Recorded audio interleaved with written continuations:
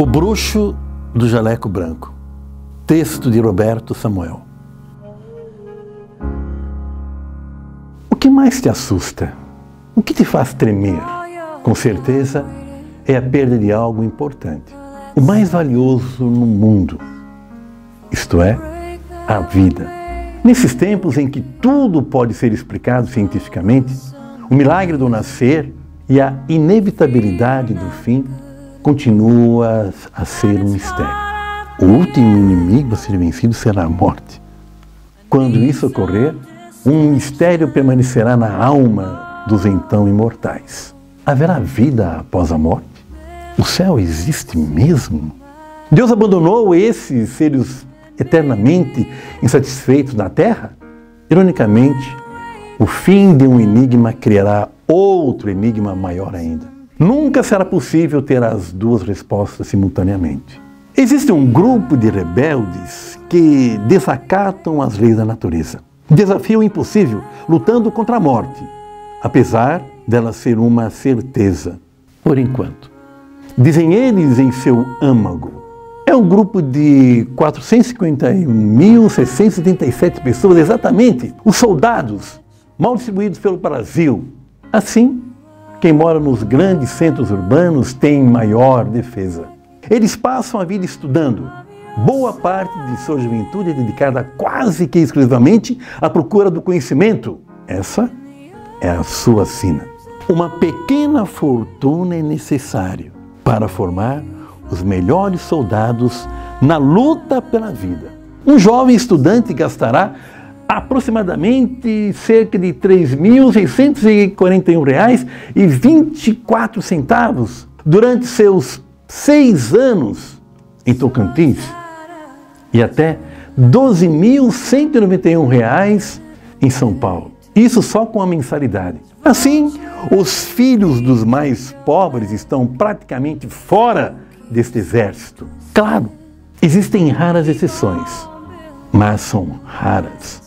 Seria preciso auxílio direto e conjunto da iniciativa privada e do governo para aumentar os números dos menos afortunados financeiramente entre esses quase deuses. Apesar dos gritos de que já existem o suficiente, já basta, chega! Vejam, enquanto no Distrito Federal existem 4,35 Paracelsos para cada 1.000 habitantes, mesmo nível da Suíça, em cidade de até 5.000 habitantes, a média é de 0,3, a taxa equivalente aos países pobres africanos. Agora, a grande questão: como transformar um jovem habitante das praias do Rio de Janeiro, do caloroso Nordeste ou das selvas e arranha-céus de São Paulo, Porto Alegre, Belo Horizonte, das capitais nordestinas, do Centro-Oeste e do Norte, em um pacato cidadão de um município com menos habitantes do que um bairro médio nos grandes centros? Por eles pertencerem ao restrito grupo de magos, de bruxos, de alquimistas modernos, capazes de aplacar as mais terríveis dores e até mesmo afastar a morte, nós os vemos como divindades e raramente contestamos seus atos. As fugas ilegais durante o horário de trabalho nos serviços públicos, os atrasos constantes nas consultas nos irritam, mas quase sempre nos resignamos. Ruim com eles, dolorido sem eles. Percebo que todo esse esforço é para ter recursos suficientes e manter-se estudando. E para pagar os estudos dos seus rebentos, se ganhar até 15.000 por mês, não conseguirá tornar seu filho um seguidor seu. Levar somente o médico para os rincões periféricos desse imenso Brasil é o mesmo que levar torneiras sem as tubulações de água. É preciso primeiro os remédios, os equipamentos, a infraestrutura para os doutores trabalharem bem. A fama de mago e deuses é só fama. Eles não são adivinhos, precisam de exames e equipamentos modernos. Uma carreira profissional, tal qual promotores e juízes, seria um atrativo a mais para atrair os jovens doutores.